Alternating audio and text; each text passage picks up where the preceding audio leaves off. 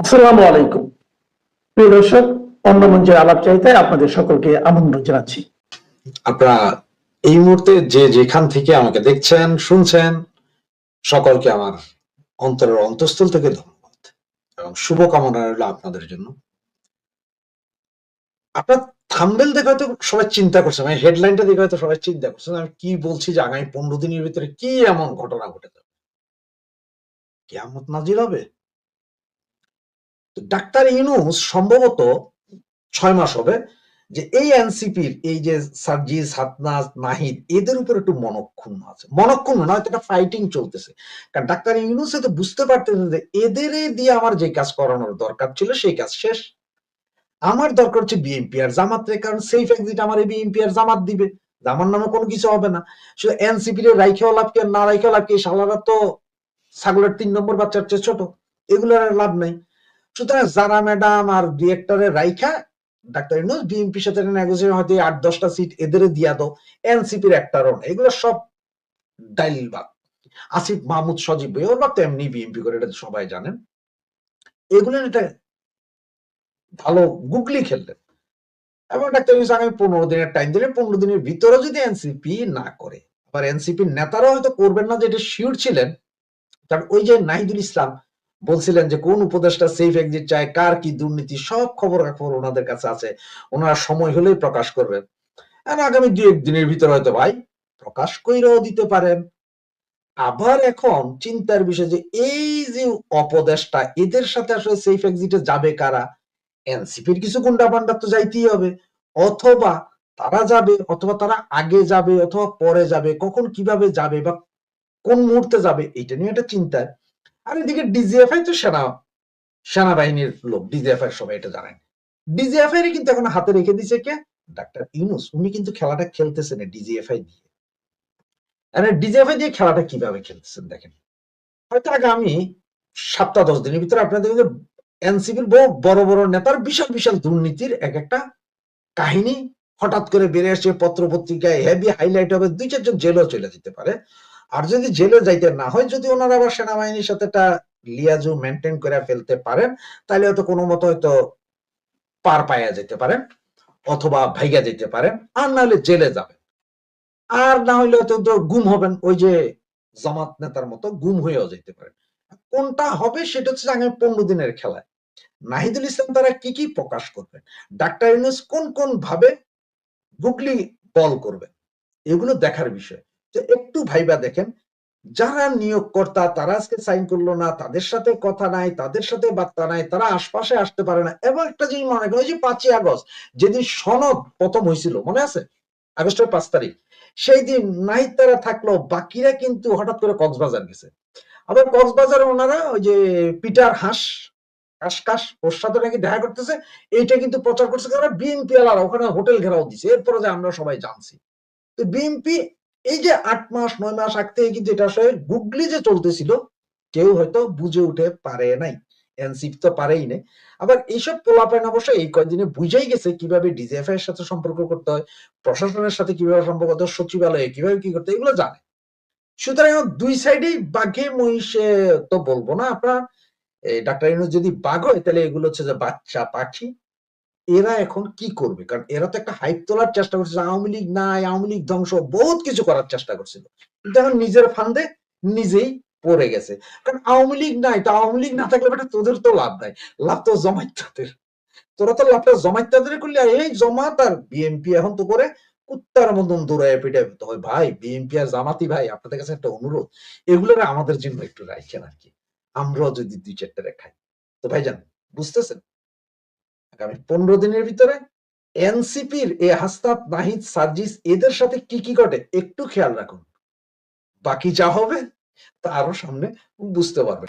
আসি আজকের আলোচনার প্রসঙ্গে। একেবারে হাতে গরম টাটকা খবর যা সব পাচ্ছি, তা যদি আবার হঠাৎ করে নতুন কোনো পরিস্থিতির দরুন পাল্টে না যায়, তাহলে 12ই ফেব্রুয়ারির নির্বাচন হচ্ছে না, নির্বাচন হবে কয়েক মাস পরে। নির্বাচন স্থগিত হয়ে যাওয়ার 2 থেকে 3 মাসের মধ্যে প্রধানমন্ত্রী শেখ হাসিনা দেশে ফিরবেন। অবশ্য প্রধানমন্ত্রী হিসেবে সম্ভবত নন, আসতে পারেন কেয়ারটেকার সরকারের প্রধান হিসেবে, কিংবা কোন সরকারেরই প্রধান নন, তিনি চলে আসতে পারেন। তখন একটা প্রশ্ন আসবে যে তার বিরুদ্ধে তো নানা রকম মামলা আছে, তার মৃত্যুদণ্ডের সাজা আছে, এই সময় কি তার আসাটা তার পক্ষে নিরাপদ কিনা, আমরা সেসব আলোচনায় যাব। তবে তার আগে বলি, তিনি আসার আগে মোহাম্মদ ইউনূস তার দায়িত্বে ইস্তফা দিয়ে চলে যাবেন। যুক্তরাষ্ট্র বা ইউরোপের কোনো দেশে নয়, পৃথিবীতে ছোটখাটো এমন বেশ কিছু দেশ আছে যেখানে বড়সড় পরিমাণের ডলার জমা দিয়ে নাগরিকত্ব পাওয়া যায়।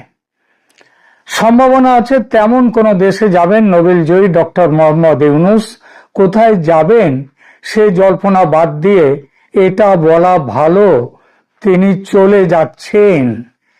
এবার দু কথা বলি, কি এমন পরিস্থিতি হলো যে আমি এতটা জোর দিয়ে বলছি যে শেখ হাসিনা ফিরছেন দেশে? এর উত্তর একটাই, অন্য কারো কথা নয়, এমন ইচ্ছার এবং সিদ্ধান্তের কথা নিজেই বলেছেন নেত্রী। কিন্তু হঠাৎ করে এখন তিনি বলতে গেলেন কেন এ কথা? এটা কি কেবলমাত্র তার ইচ্ছার বহিঃপ্রকাশ, নাকি এই সিদ্ধান্তের পেছনে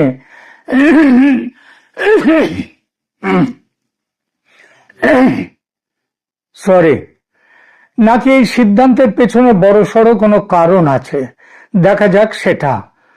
ভারত বিগত বেশ কিছু মাস ধরে বলে আসছে বাংলাদেশে স্বচ্ছ, মুক্ত এবং সমস্ত দলের অংশগ্রহণের মাধ্যমে হওয়া একটি নির্বাচনের কথা। আমেরিকা স্পষ্ট কোনো অবস্থান নিচ্ছিল না, ঝুলিয়ে রেখেছিল বিষয়টা। কিন্তু অতি সম্প্রতি আমেরিকা মনস্থির করে ফেলেছে ইউনূস একজন চূড়ান্ত ব্যর্থ প্রশাসক, সেটা বুঝেছে ট্রাম্প প্রশাসন। তিনি চেষ্টা করছেন নির্বাচনী প্রক্রিয়ায় জালিয়াতি করে মৌলবাদী শক্তি অর্থাৎ জামায়াতের সরকার প্রতিষ্ঠা করার জন্য। বাংলাদেশ মৌলবাদীদের হাতে চলে যাক, এটা একেবারেই চাইছে না আমেরিকা। আবার এই কথা ভারতেরও ভাবা গিয়েছিল, বিএনপিকে সমর্থন দিয়ে কট্টর মৌলবাদের বিরুদ্ধে একটা মধ্যপন্থী সরকার তৈরি হোক বাংলাদেশে, অন্তত এটা চাইছিল ভারত। কিন্তু আওয়ামী লীগ নির্বাচনে থাকুক এই দাবি কখনো ছাড়েনি। শুধু নিজে যে এই দাবি করে বসেছিল তাও নয়, আন্তর্জাতিক মহলে এবং বিশেষ করে ট্রাম্প প্রশাসনকে বোঝাবার প্রচেষ্টা চালিয়ে গেছে সমানে। সেই বোঝানোতে শুধু বোঝানো ছিল না, চাপের রাজনীতিও ছিল। কি ছিল সেই চাপের রাজনীতি? সেটা হচ্ছে যে বঙ্গোপসাগর এবং ভারত মহাসাগর, ইন্দো প্যাসিফিক এই অঞ্চলে যদি চীনকে দমন করতে হয় তাহলে ভারতের সাহায্য ছাড়া সেটা সম্ভব নয়। সে আমেরিকা কেন, কারো পক্ষেই সম্ভব নয়। সুতরাং চীনকে দমন করতে গেলে ভারতের বাংলাদেশ নীতিকেও সমর্থন দিতে হবে, কারণ বাংলাদেশের ওপর দিয়ে চলে গিয়েছে কিন্তু চীনের ওই যে বলে বেল্ট অ্যান্ড রোড প্রকল্প। আর তারই ফলশ্রুতিতে আমেরিকা আজ বাংলাদেশ নিয়ে যা ভারত চায় তাতে সহমত হয়েছে। গত কয়েকদিন ধরে ভারতের ইউনূস সরকারের বিষয়ে যে খবর দেখতে পাচ্ছেন বিভিন্ন সোশ্যাল মিডিয়া এবং মিডিয়াতে, আপনারা দেখবেন তাতে সবাই প্রায় বহু জায়গাতে দু তিনটে বিষয় উঠে আসছে। একটা বিষয় হলো যে নির্বাচন হচ্ছে না, 12ই ফেব্রুয়ারিতে নির্বাচন স্থগিত হয়ে যাচ্ছে। দ্বিতীয় সেটা হচ্ছে ইউনূস এখন দেশ ছেড়ে অন্য কোনো জায়গায় তিনি সেফ এক্সিট নেয়ার চেষ্টা করছেন। এবং এই সমস্ত কথাগুলো যে হচ্ছে সেটা এমনি আগেই বলেছি, এগুলো ওই বাতাসে ভাসা কথা নয়। ভারতের যে আমেরিকার রাষ্ট্রদূত, যিনি আবার দক্ষিণ এশিয়া এবং মধ্য এশিয়ার দায়িত্বপ্রাপ্ত, তিনি আগে সেই পিটার লুট থেকেও তা এনার দায়িত্বটা বেশি। তো তিনি চাইছেন, তিনিও এই ব্যাপারে ভারতের সঙ্গে কথা মোটামুটি সমস্ত কিছু ঠিক হয়ে গেছে, এবং শুধু সেটাই নয়, শেখ হাসিনার সঙ্গেও শোনা যাচ্ছে আমেরিকার দূতের, ভারতে আমেরিকার দূত, এমনকি বেন ক্রিস্টেনসন যিনি ঢাকায় আছেন আমেরিকার দূত হয়ে, তাদের সাথে আওয়ামী লীগের কথা হয়েছে। আওয়ামী লীগের নির্বাচনে ফেরা এবং দলের ভবিষ্যৎ নেতৃত্ব নিয়ে বর্তমানে বাংলাদেশের রাজনৈতিক মহলেও একটা ব্যাপক আলোচনাও শুরু হয়েছে। যে এই প্রশ্নটা উঠে এসছে, যদি শেখ হাসিনা আওয়ামী লীগ দলের ওপর থেকে অবস্থা যদি তুলে নেওয়া হয়, যদি তাদের ওপর থেকে স্বীকৃতি মানে নিষেধ যেটা রয়েছে সেগুলো যদি তুলে নেওয়া হয়, তাহলেও এই পরিস্থিতিতে আওয়ামী লীগ বাংলাদেশে ভোটে অংশগ্রহণ করবার মতো ক্ষমতা তার আছে কিনা, দলকে নেতৃত্ব দেবে কে। তাহলে নেতৃত্ব দেওয়ার প্রশ্নে একটা জিনিস বলতে আমি শুরু করেছিলাম, এই যে প্রতিবেদনের শুরুটা করেছিলাম যে শেখ হাসিনা দেশে ফিরছেন, এবং এটাও বলেছি সামনের নির্বাচন স্থগিত হওয়ার 2-3 মাসের মধ্যেই, মানে বড় জোর মে জুন, তার মধ্যেই বাংলাদেশে শেখ হাসিনা ফিরে যাবেন। কিন্তু তার আগেও ফিরতে পারেন।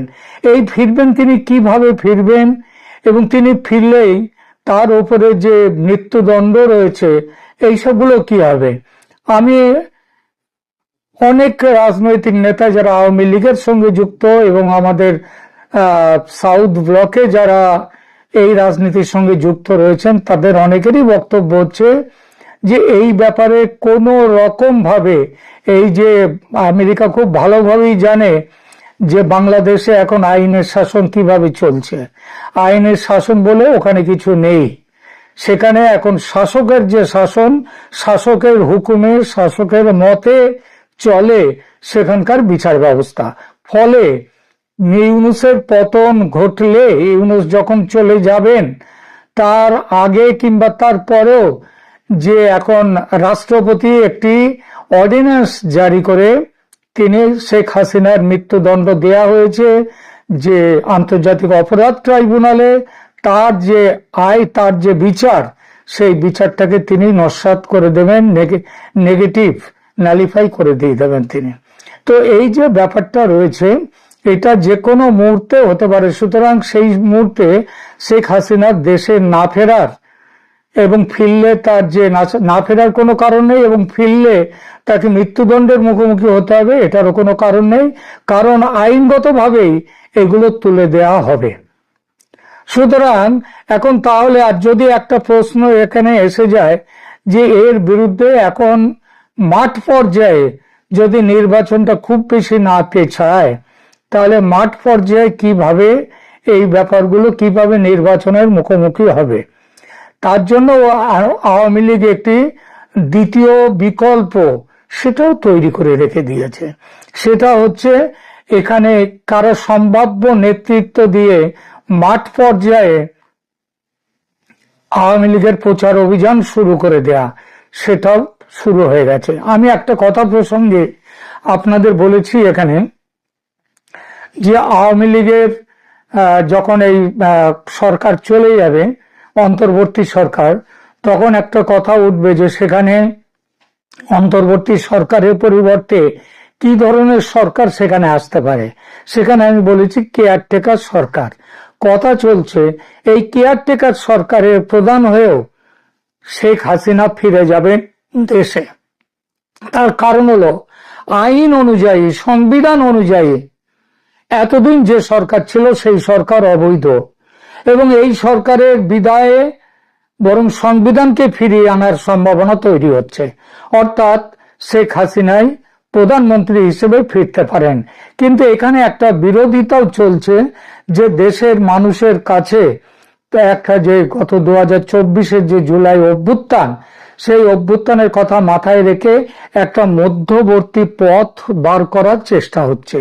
এই মধ্যবর্তী পথটা হলো নির্বাচন হওয়ার আগে এই যে সরকার তৈরি হবে, শেখ হাসিনা সেই সরকারের প্রধান হতেই পারেন, কিন্তু তিনি প্রধানমন্ত্রীর পদে না এসে তিনি কেয়ারটেকার সরকারের প্রধান হয়ে দায়িত্ব গ্রহণ করতে পারেন এবং তারই অধীনে এই নির্বাচন অনুষ্ঠিত হবে, সেটা 3 মাস পরে হোক কিংবা তার কিছু সামান্য কিছু আগে পরে হোক, যেটাই হোক সেটা হবে। সুতরাং এখন এই পরিস্থিতিতে একটা পরিষ্কার জিনিস দেখা যাচ্ছে যে শেখ হাসিনা দেশে ফিরছেন এবং ক্ষমতাতেও ফিরছেন। এই ব্যাপারে ভারত, আমেরিকা একমত হয়ে গেছে।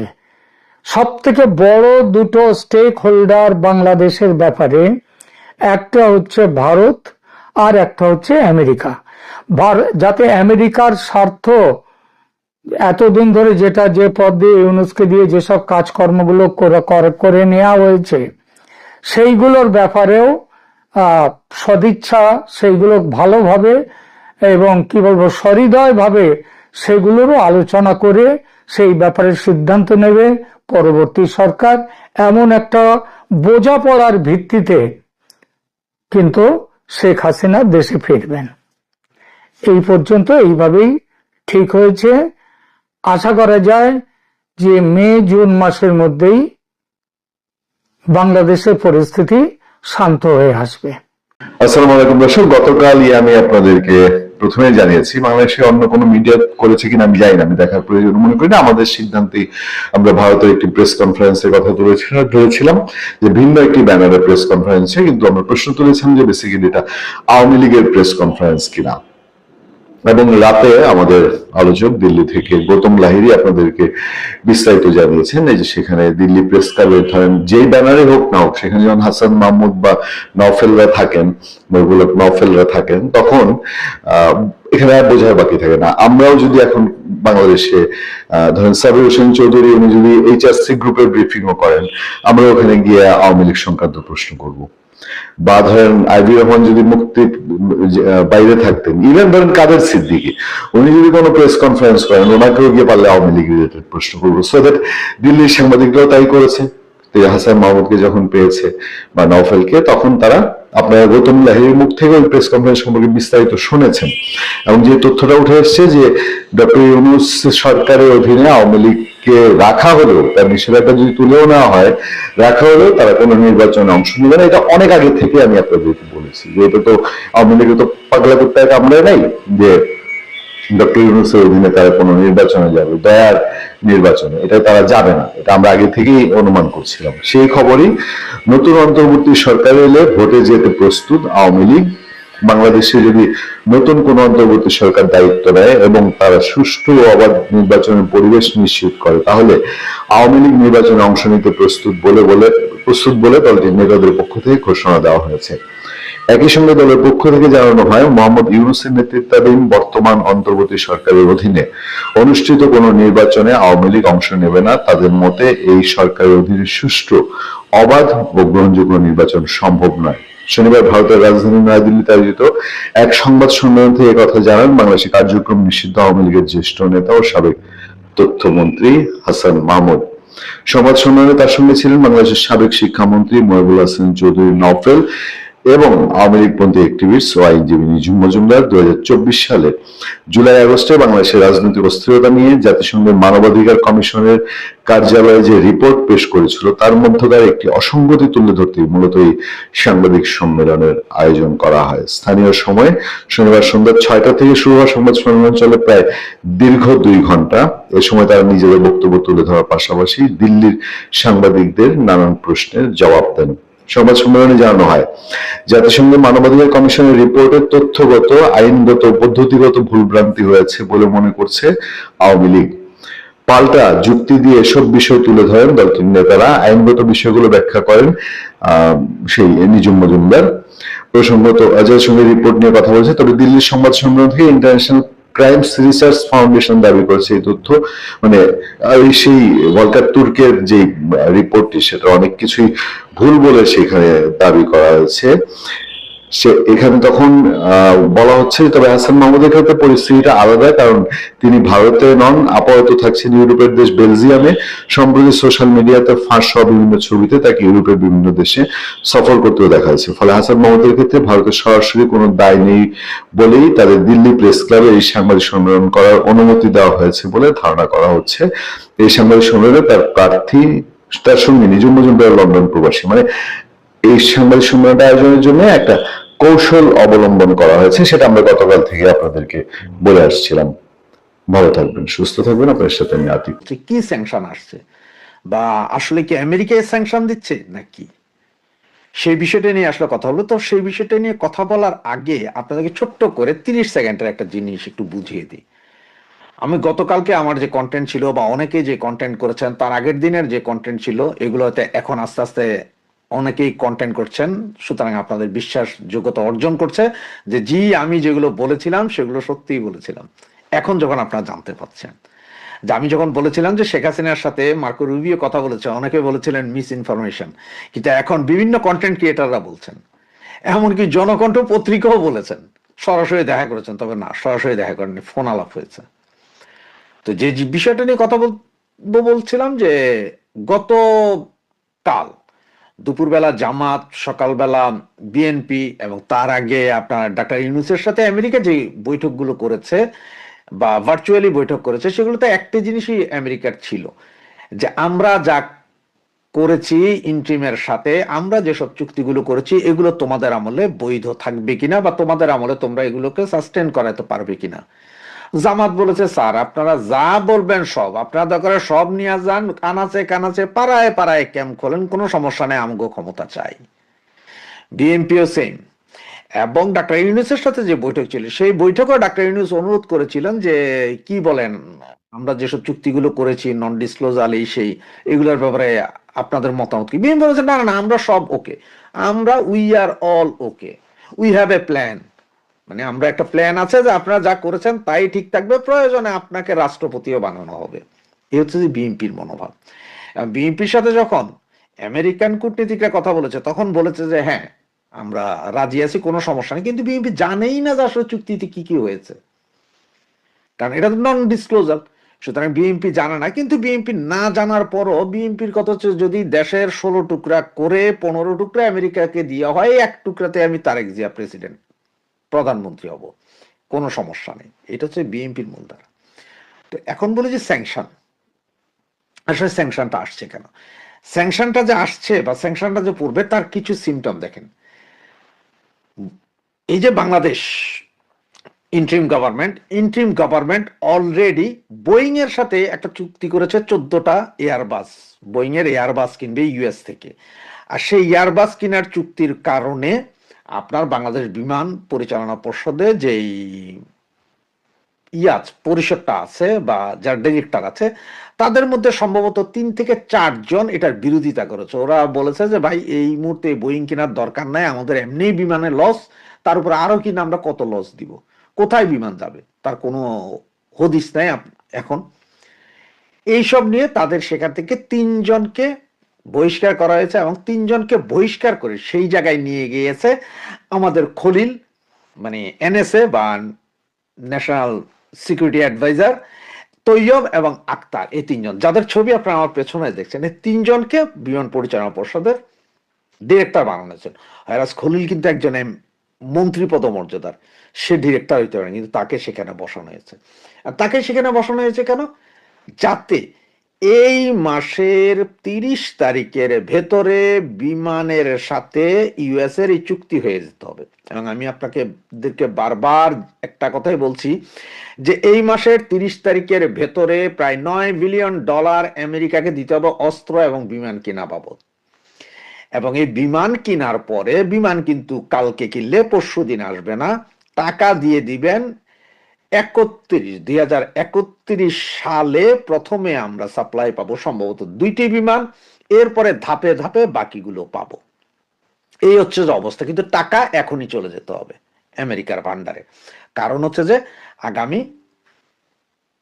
ফেব্রুয়ারিতে ইলেকশনের পরে যদি কিছু হয়ে যায়, তার জন্যই 100% আমেরিকা এশিওর করতেছে যে আমাদের টাকাও পাবো, চুক্তিও আমাদের হয়ে যাবে। আর যার কারণে এই 3 পান্ডাকে বিমান পর্ষদে নেওয়া হয়েছে এবং যারা এটার বিরোধী করে তাদেরকে বহিষ্কার করা হয়েছে। এগুলো এখন ওপেন সিক্রেট। এর ভিতরে বাংলাদেশ সরকার এর আগে আরো 6-7 মাস আগে ইউরোপের সাথে এয়ারবাস কেনার একটা চুক্তির কথা বলেছিল এবং সম্ভবত চুক্তিটা একটা মৌখিক লিখিত নরমাল চুক্তি হয়েছে সম্ভবত এরকম, কিন্তু সেখান থেকে পিছিয়ে হচ্ছে, সেখান থেকে বিমান নিবে না। এরপর আবার ইউরোপের দেশগুলোর সাথে ইউরোফাইটার কেনার জন্য একটা কথাবার্তা চলছিল এবং সেটাও প্রায় শিওর ছিল যে 4টা বা 8টা ইউরোফাইটার কিনবে, সেটা থেকেও পিছিয়ে হটে এসেছে। এই সব ঘটনা যখন হচ্ছে তখন ওই যে আমেরিকার যে বোয়িং যদি না কিনে তাহলে আমেরিকা স্যাংশন দিবে এবং আমেরিকার স্যাংশনের দেখেন কিছু কিছু চিত্র দেখেন। আমেরিকার স্যাংশনের মধ্যে অলরেডি আপনার এই যে ভিসা, আপনারা যে ভিসা নিয়ে যাই সেটার উপর যেমন টোটাল কলাপস করছে। এরপর টুরিস্ট যাইতে হইলে আপনার 15 লাখ টাকা জমা দিয়ে এরপরে টুরিস্ট ভিসা নিতে হবে। এগুলো কিন্তু মোটামুটি একটা স্যাংশনের পর্যায়ে, এটা 100% স্যাংশন না, ইকোনমিক স্যাংশন না, কিন্তু এটা মানে আমরা তোমাদেরকে যে কোনো মুহূর্তে স্যাংশন দিতে পারি যদি তোমরা আমাদের এই জিনিস না নাও। এগুলো দেওয়ার পরও এরপরে বাকি চুক্তি যদি যেই সরকার আসবে সেই সরকার যদি না করে তাইলে আসবে মূল স্যাংশন। এইদিকে ইউরোপীয় ইউনিয়ন এরাও কিন্তু একটা স্যাংশন দিবে এবং ওরা যে দিবে এটা ঠিক, কারণ ওদের মধ্যে অলরেডি কূটনীতিক দৌড়ঝাঁপ শুরু হয়েছে যে এয়ারবাসের চুক্তি করার কথা থাকলেও এয়ারবাস না কিনে তোমরা বোয়িং কেনার জন্য যাচ্ছ। এটা কিন্তু বিশাল লস ইউরোপের জন্য, তারাও স্যাংশন দেওয়ার চিন্তা ভাবনা করছে। আর সেই চিন্তা ভাবনা থেকে আপনাদেরকে আজকে এই মুহূর্তে বলে দিই, একটু খোঁজ নিলেই পাবেন আপনারা, গ্যাপ, জারা এবং ম্যাঙ্গো সহ অলরেডি 6টা বৃহৎ ইউরোপীয় কোম্পানি তারা গুটিয়ে নিচ্ছে আমাদের দেশ থেকে তাদের বিজনেস। আপনি এটা অনন্ত গ্রুপে জানতে চাইলে তারা বলে দিবে গ্যাপের অবস্থা কি।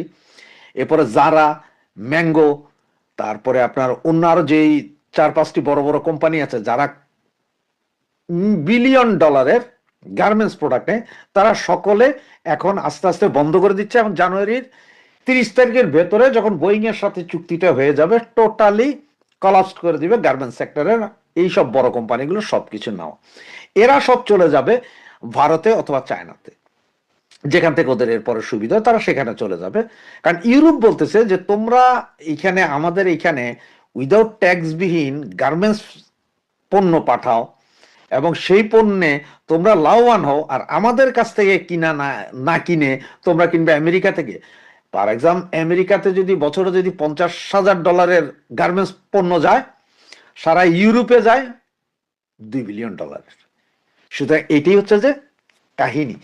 এই জন্যই ইউরোপীয় ইউনিয়ন স্যাংশন দিবে 30 তারিখের পরে, যে কোনো সময় স্যাংশন আসতে পারে আপনারা দেখবেন, এবং যদি চুক্তি না হয় আমেরিকাও দিবে। আর এদিকে যে নির্বাচন, আওয়ামী লীগ বিহীন নির্বাচন, এটা তো কি হচ্ছে আপনারা জানেন, এটা আসলে কোনো নির্বাচন না, এইটা হচ্ছে যে ইউনুসের যেই গভর্নমেন্ট আছে সে সরে যাবে, আরেকটা গভর্নমেন্ট আসবে, যেই জিতুক এটা আসবে। এরপরে তো রাষ্ট্রপতিকে ইমপিচ করা হবে, তো রাষ্ট্রপতি আগেই বলে দিয়েছে যে উনি থাকতে চান না, সুতরাং উনি হয়তো ক্ষমতাটা দিয়ে চলে যাবেন। ইউনুস হয়তো এখানে একটা সুবিধা নিচ্ছে, বিএনপির সাথে এটা কথাবার্তা হয়েছে, এনসিপির সাথে কথাবার্তা হয়েছে, যেই জিতবেন জিতেন, আমাকে রাষ্ট্রপতি রেখে দিয়েন প্লিজ, আমার অনেক সহায় সম্পত্তি এই দেশে আছে, এগুলো রক্ষা করতে হলে আমার মতো 2-4-5 বছর আরো থাকতে হবে, এগুলোর একটা প্ল্যান। তো এতে আওয়ামী লীগ আলাদের হতাশ হয়ে লাভ নেই, কারণ এই ইলেকশনটাকে পৃথিবীর কোনো দেশই মেনে নিবে না, এবং যেটা মেনে নিবে না সেটার জিনিসগুলো আর আস্তে আস্তে দেখতে পারবেন। এই যে এখন হিউম্যান রাইটস ওয়াচ তারা গত পরশুদিন যে রিপোর্ট দিয়েছে যে বাংলাদেশে হত্যা, খুন, নৈরাজ্য দ্বিগুণ আকারে বাড়ছে এবং এটা বেড়েই চলছে, কমার কোনো লক্ষণ নেই, আইন শৃঙ্খলা পরিস্থিতি নেই।